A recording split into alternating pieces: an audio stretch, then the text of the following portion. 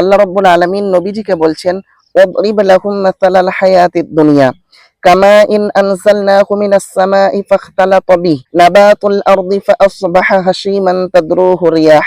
আল্লাহ রাব্বুল আলামিন বলছেন, হে নবী, আপনি মানুষকে পার্থিব জীবনের উপমা বর্ণনা করুন। আল্লাহ রাব্বুল আলামিন বলছেন, আমি যখন পানি দেই, যখন বর্ষাকাল আসে, যখন পানি হয়, তখন আপনার কি হয়? আল্লাহ রাব্বুল আলামিন বলছেন, শ্যামল সবুজ ভূমিতে লতা পাতা নির্গত হয়।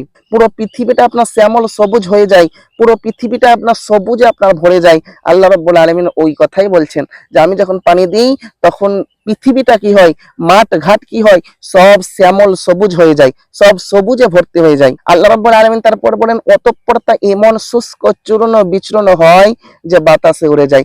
আবার যখন গ্রীষ্মকাল আসে, তখন দেখবেন যে সেই গাছগুলি, সেই আপনার লতা পাতাগুলি শুষ্ক চূর্ণ বিচূর্ণ হয়ে বাতাসে উড়ে যায়। ওয়া কানা আল্লাহু আলা কুল্লি শাইইন মুকতাদিরা।